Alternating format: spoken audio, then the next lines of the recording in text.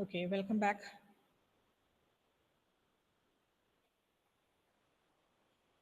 Just answer your attendance. Afla, Present, miss. Ajmina, Amaya, Atulya,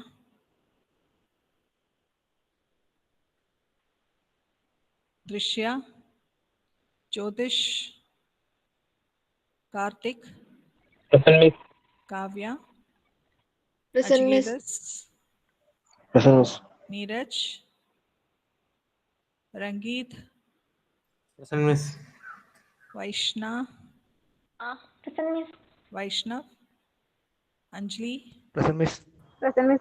Shruti. Present, miss. Neeraj is there. Jyotish, Atulya, Yes, miss. Amaya, Ajmina. Present, miss. Ajmina, right? Amaya is absent. Jyotish and Neeraj. Okay.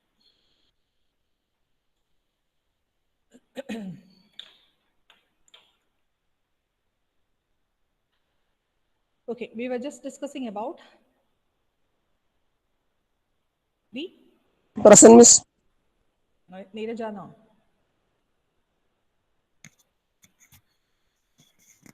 Yes, okay. So we were discussing about the closed loop congestion control mechanisms. Closed loop, what you're doing is, 1 second.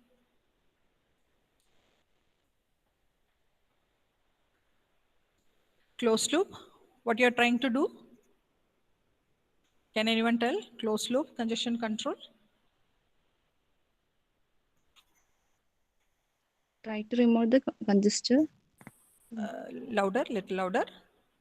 Try to remove the congestor before it happens. After it happens, not before it. It has occurred. Congestion has happened and you are trying to remove it. That is closed loop, right?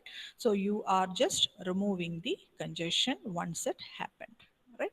Now I have told you, you have got various approaches. We have discussed the first two approaches. One is the back pressure and the chalk packet. So generally you have got three steps here.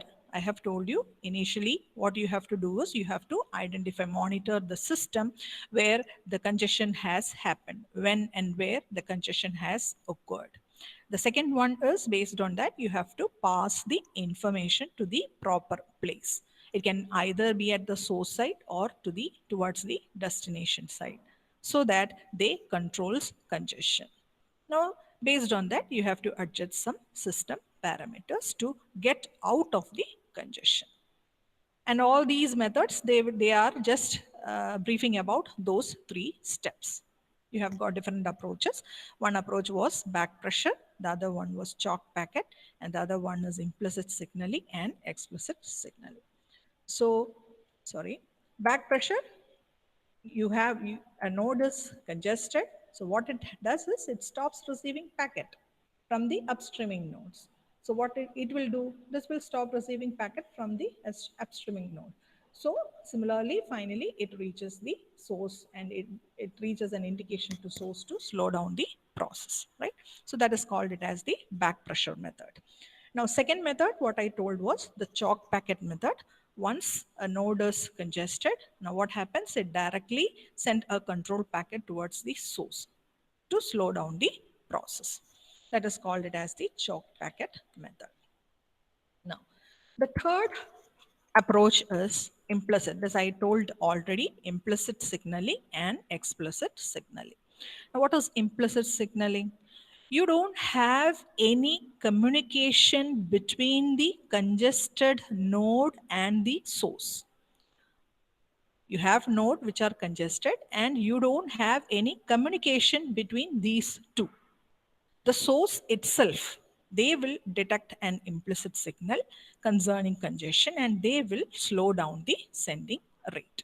That is what I told. The source, usually when we are sending a data, we will wait for the acknowledgement. If it is not receiving for some time, source itself identifies that, okay, something has happened in the network, it has congested. So it will take steps accordingly. and that is called it as the implicit signaling.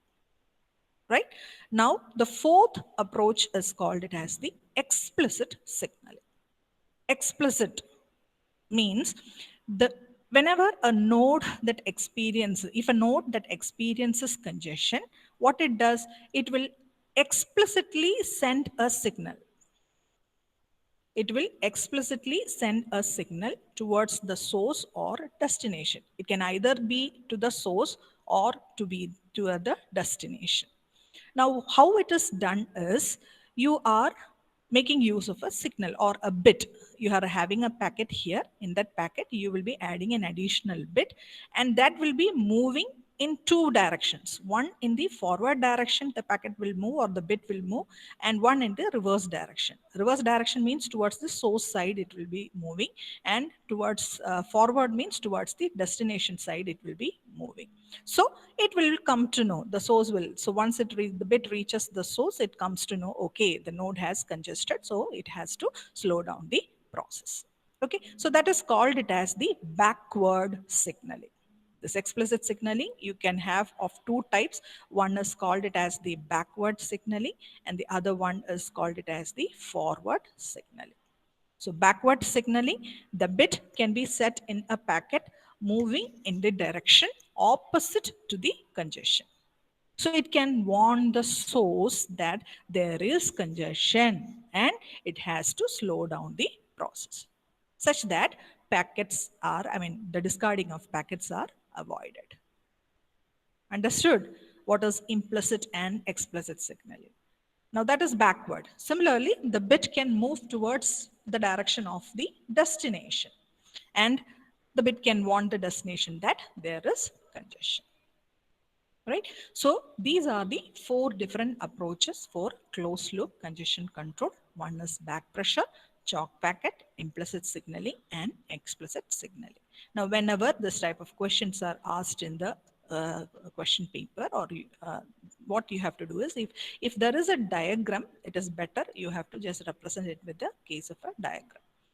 So you'll be getting more marks based on that. Okay.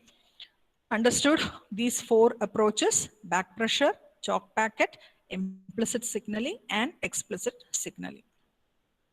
Neeraj.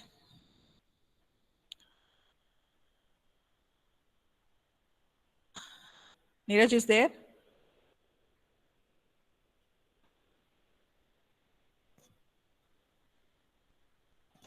Jyotish?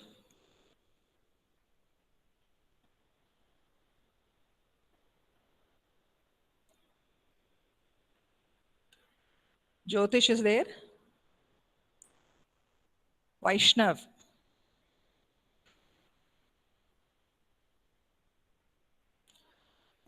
Vaishnav? Yes, miss. Understood? Yes. Yes, miss. Okay. Yes. So this is about the congestion control mechanism. Now what we will do is we will just move on to the next topic, that is quality of service. Quality of service. I have told you congestion control and quality of service both are related. You have congestion control, you have QoS, both are related to each other. The meaning is if you are improving one, you are improving the other. If you are ignoring the one, you are ignoring the other. Now, quality of service is nothing but you are trying to create an environment for the traffic. Very, very important. Quality of service. In this, what you are doing is you are trying to create an appropriate environment for the traffic. Right? Now, it is defined as something a flow seeks to attain. It is defined as something a flow seeks to attain. And earlier I have told you, if you want to make the traffic shaping approaches successful, now what you have to do, you have to specify some requirements. Some requirements should be specified, and that is called it as flow specification. If the flow to be a successful one, you have to follow some strategies or some requirements or specify some requirements, and that is called it as the flow specification. The meaning is traffic shaping can be done very effectively if the specification is provided by the source node in a proper manner. Now, what are the requirements to be specified? Or what are the services desired such that the traffic shaping, it will be a successful one. Now you have got 4 parameters here for the flow characteristics. One is reliability, delay, jitter, and bandwidth. I repeat, the requirements or the services desired for the flow characteristics are the reliability, delay, jitter, and bandwidth. Now, what is reliability? Reliability is a characteristics that a flow needs. Now, what happens if it is unreliable? Lack of reliability means losing a packet, or you will be losing an acknowledgement, and that results in retransmission. I have told you many cases about reliability, right? So lack of reliability means you are losing a packet or acknowledgement, and that results in retransmission. Now, this reliability is very, very important in case of emails, file transfer, internet access, etc. See, the system or the network should be a reliable one to send emails, for file transferring, or for accessing the internet. Right? So it is one, reliability is one of the characteristics that a flow needs. Now, the second one is delay. Source to destination delay is another flow characteristics. Now you have got various applications. Now you have to specify, now what is the particular delay an application can tolerate depending on the nature of traffic. That should be specified. What is the delay? What you will be having so much applications, and you have to specify what will be the delay in different degrees. Now, when you are considering a telephonic signal or telephony, audio conferencing, video conferencing, etc., they need minimum delay, right? You should not have much delay in receiving the data, right? But when you are considering file transfer or emails, the delay is less important. So whatever applications you are choosing, you should be able to you should be able to specify the particular delay an application can tolerate, right? So that is one of the flow characteristics, source to destination delay. Now the third one is called it as jitter. Jitter means, when I started with module 1, I have told you about jitter. So jitter is nothing but variation in delay. Variation in delay for packets. Now that has to be properly specified. Now high jitter means the difference between delay is very large, and low jitter means the variation will be small. Now if the jitter is high, some action is needed in order to use the received data. That means if you are sending the data for first millisecond or second millisecond, and at the receiver side, if you are reaching the data at 5 milliseconds, you have a delay. You have a variation in the delay. So at the receiver side, some action is needed in order to use it, right? And that is called it as the jitter. Jitter is nothing but variation in delay, and that has to be properly specified. Right? Now, the fourth one is called it as the bandwidth. Now, different applications need different bandwidth. Now, if you want to send a speech signal or music, now what about the bandwidth? Bandwidth required is less when you are compared with the video signals. Okay, so different applications, they need different bandwidth, so that also must be specified for a proper flow of data, right? So QoS is nothing but what you are doing is you are just creating an environment such that it is appropriate environment for the data traffic, right? It is defined as something a flow seeks to attain. Now, if you want to do it in a successful manner, you have to, satisfy some requirements. And they are the reliability, delay, jitter, and bandwidth. Understood? The flow characteristics, the four flow characteristics: reliability, delay, jitter, and bandwidth. Yes or no? Yes, Miss. Okay. Now, you have got some techniques to improve this quality of service. Now, you have got 4 different methods to improve the quality of service. The first one is called it as scheduling, traffic shaping, admission control, and resource reservation. These are the 4 common methods to use to improve QoS, quality of service. Now let me start with traffic shaping first. Okay. Now, traffic shaping means it is a mechanism. So traffic shaping is nothing but you are going to control the amount and rate of the traffic. Amount and rate of the traffic. Rate of the traffic means the speed of the, rate of the traffic. So in traffic shaping, what you're doing is you are going to control the amount and rate of the traffic, which is sent to the network. Now you have got 2 techniques based on this. One is called it as the leaky bucket. One is called it as the leaky bucket, and another one is called it as the token bucket. I repeat, traffic shaping is one of the technique used to improve quality of service. Traffic shaping is nothing but you are going to, it is a mechanism to control the amount and the rate of the traffic that is sent to a network. Now, 2 techniques you have got. One is leaky bucket and the other one is token bucket. Now, what does leaky bucket algorithm? Now, you can just see a diagram. You're having a tap here. You're having a bucket here. Now, some kind of traffic setting is done in this leaky bucket algorithm. This is an algorithm. So you are making use of some kind of traffic setting so that the network is not congested. I should get rid of the congestion. So I have to do some settings based on that. Right? Now, here you are having a bucket and that is getting filled up when we have a burst flow of water.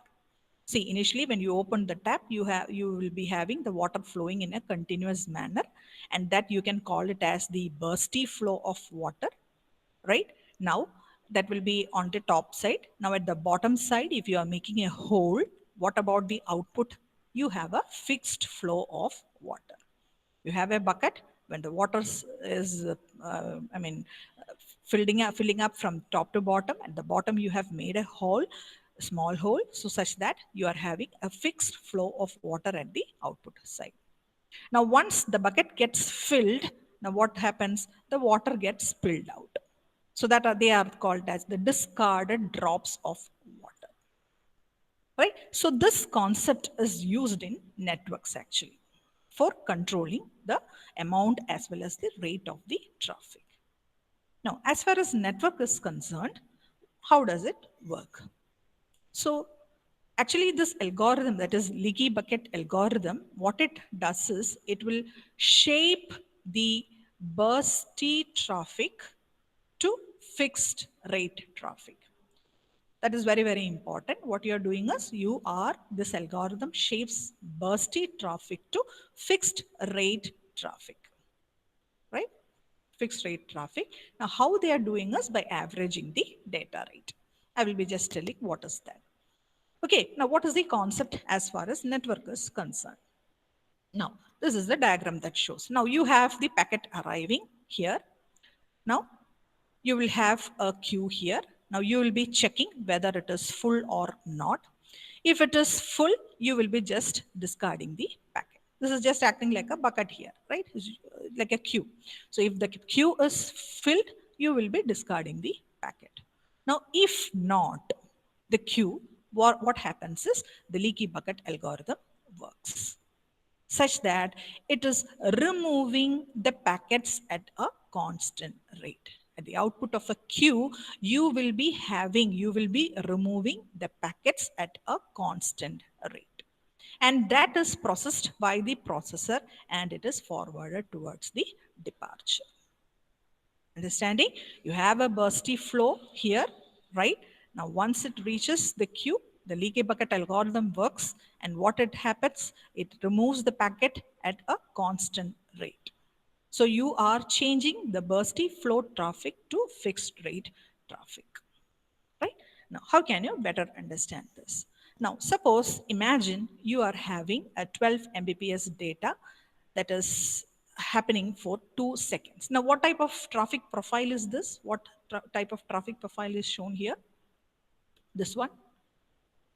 Can anybody tell? What type of traffic profile? I have told you 3 different types of traffic profiles, right? What are they? One is constant bit rate, right? Second one, variable bit rate. And the third one is bursty one. So what type of this, traffic profile is this one? Yes? Variable. Not variable. It is bursty one. Bursty one means the one which occurs for a short duration of time. Variable means it is extending from, suppose if it is 0 to 10 seconds, you are just varying the data rate. But here you are happening, the data arrives for a very short duration, then it leaves, then again it leaves. So what type of traffic here it is? You are having a bursty traffic here, right? Now, assume your data arrives with a speed of 12 Mbps for 2 seconds and also from at a speed of 2 Mbps for 3 seconds, that is from 7 to 10, right? So this is just a bursty data. Now what happens when this data is passed through a leaky bucket?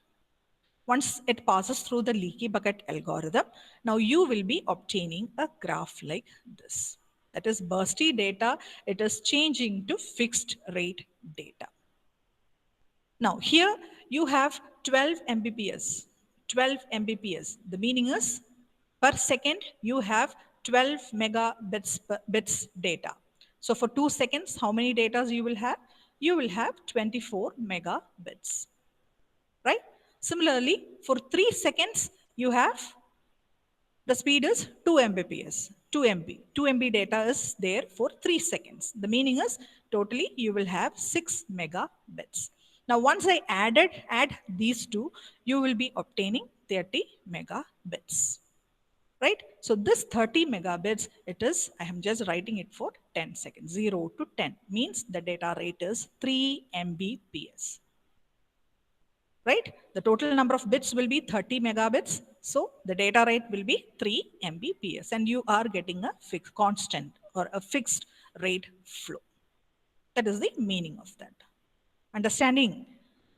Right? So you have a bursty flow of data here. Now once it passes through the leaky bucket, you are having a fixed flow. Now the meaning is you are averaging the data rate and making it to a fixed rate. That is the concept of leaky bucket algorithm. So a leaky bucket algorithm shapes bursty traffic into fixed rate traffic. Now that is done by averaging the data rate.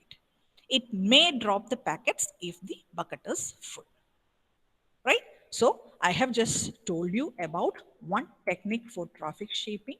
One is leaky bucket algorithm.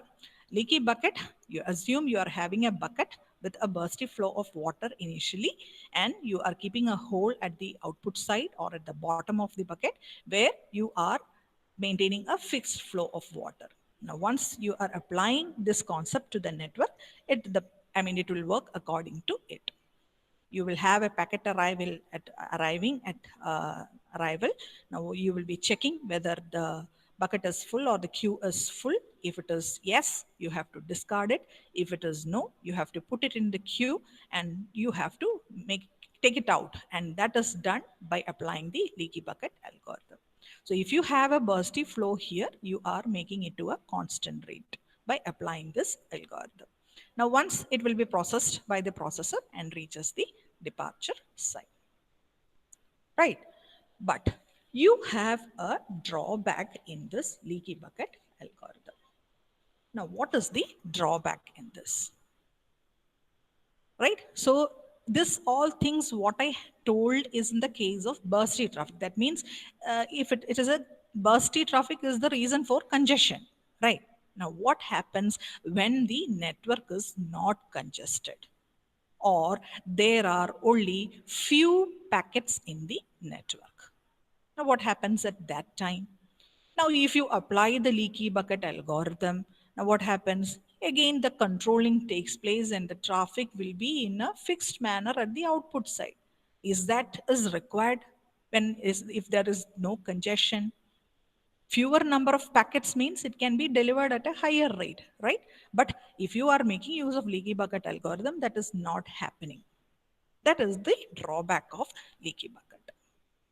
The meaning is if the network is congested, okay, this algorithm is perfect. But if the network is not congested, or if you have only a few packets in the network, then also it is controlling the packet or the traffic in the same manner. If you are having a fewer number of packets, it is possible to deliver at a higher rate. But it is not happening in case of leaky bucket algorithm. Right? So that drawback is eliminated in token bucket algorithm. That drawback is eliminated in token bucket algorithm. Now, what is that second technique? Token bucket is also used for traffic shaping. Now, what it does is it allows the bursty traffic at a regulated maximum rate. There you were changing bursty traffic to a fixed rate. But here you are changing the bursty traffic at a regulated maximum rate. Right? So when the source now just look into this diagram. This diagram shows how the token bucket algorithm works. Hope you understood leaky bucket algorithm. Yes or no? Understood the leaky bucket algorithm? Yes. Yes. Okay. Yes, miss. Right. Now, the second technique is token. So you have some drawback in leaky bucket, and that is get rid in token bucket algorithm. Now I have just represented a diagram here. Now, what does this indicate? You have host computers, right? And that is generating the data, right? And you have a token bucket here. Token bucket in the sense the bucket contains tokens. Token is like a ticket. You know, when you want to watch a movie, what you have to do? You have to buy a ticket, right?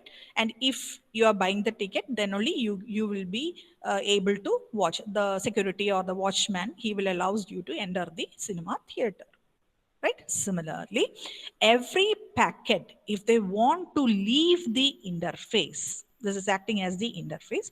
So every packet, if they want to leave the interface, they need to acquire the token. Without that token, they are not allowed to leave the interface. Understanding the concept, you have a host computer that will be generating the data. Now, if it wants to pass the interface, it has to acquire a token. Now, tokens are generated by an algorithm with a constant rate. The meaning is with one clock tick or with one unit time, you are generating a token. Suppose you are having for every delta t, one token gets generated. So initially, as per the diagram, how many tokens do you have here? You are having only 3 tokens in the bucket, right? Now, so each packet, what it does, they will acquire, this packet will acquire this token, this packet will acquire this token, and this packet will acquire this token, right? And they will leave the bucket. So these 3 packets can leave the interface. But what about the 2 packets remaining? They will wait for the token to generate.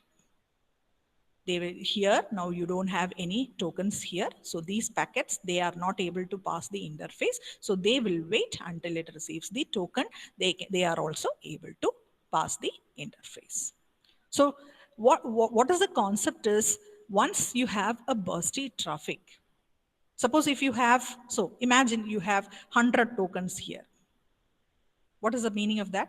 If 100 tokens is there, the meaning is 100 packets can leave through the interface, right? So depending on how much tokens are available in the bucket, there will be a variable size output. Is output a constant one, like leaky bucket? No, here the output is variable. The output is variable. The meaning is how many packets you have and how many tokens you have. Based on that, you are getting the output. If you have 10 packets, 10 tokens, 10 packets, or sorry, 10 tokens, 10 packets can leave the interface. If you have 100 tokens, 100 packets can leave the interface. If you don't have token, can any packet leave the interface? No. So no packet will leave the network, right? So the algorithm is, you are throwing your data into the bucket. The bucket will be having maximum capacity. Now, if there is a ready packet, the token is removed from the bucket and the packet is sent. If there is no token in the bucket, the packet cannot be sent. Now that is the concept of token bucket algorithm. This is what in case of network. Packet is arriving, you will check whether the queue is full or not. If it is not, if it is full, it will just discard it. If it is no, you will be acquiring the token. So here, 1 token is added per tick. 1 token removed and discarded per cell transmitted. If you have, you will just find out how many tokens. If only 1 token is there, only 1 packet can be processed by the processor, and it is taken towards the departure, right? So token bucket algorithm allows the bursty traffic at a regulated maximum rate. Understood that word, regulated maximum rate. How many tokens are available? Depending on the number of tokens, that many packets can be released. Right, but that was not in the case of leaky bucket. There you had only fixed rate. But here, with a maximum rate, you can just fill that. Right, so that is the concept of token bucket algorithm. Now, this is just the difference between leaky bucket and token bucket. One is token independent, one is token dependent.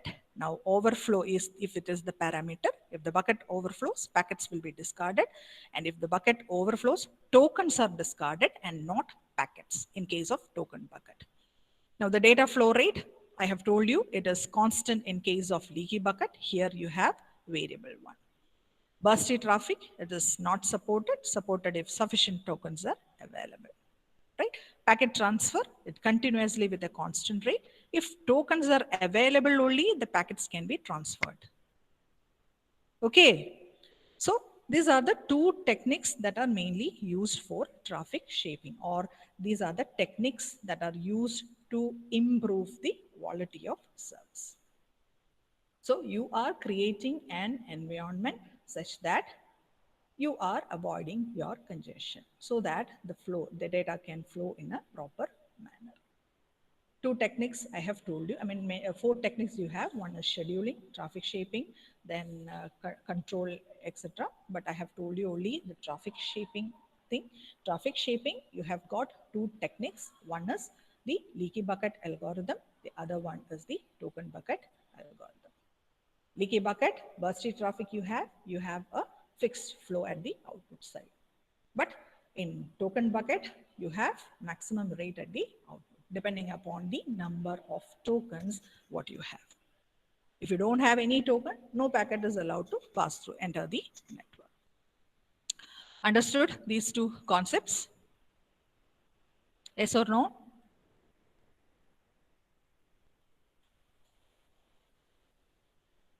Yes. Yes. Okay, you can just take down that difference between leaky bucket and token bucket, right? The difference, 5 more minutes is there, you can just take down that. Just take down leaky bucket versus token bucket. Now, all the best for your series test. Prepare nicely. കുറച്ച് സമയം spend ചെയ്ത് തന്നെ പഠിച്ചിട്ട് എഴുതുക, ആത്മാർത്ഥമായിട്ട് എഴുതുക. Go through your module 3 question bank assignment questions as well as module 4 assignment questions and question bank. Question ശ്രദ്ധിച്ച് വായിച്ചിട്ട് ആൻസർ എഴുതുക. Depending upon the mark, you have to answer it. Okay?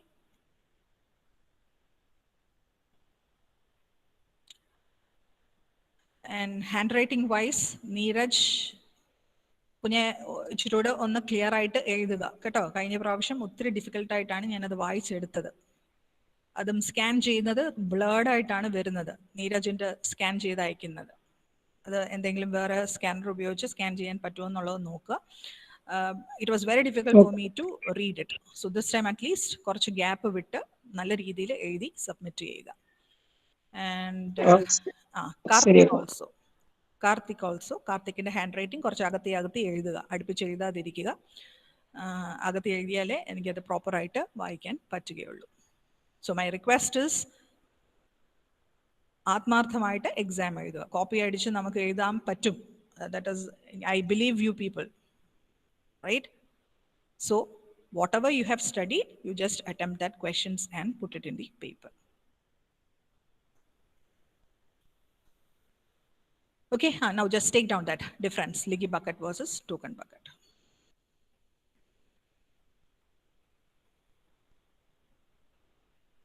And ഞാൻ വൈഷ്ണവോടല്ലേ 1:30 വിളിക്കാൻ പറഞ്ഞേ? Vaishna, you have to call me at 1:30. പിന്നെ അതുല്യ and Karthik. Before 3 o'clock, you have to make me a call. കേട്ടോ, അതുല്യ and Karthik. Miss. Okay.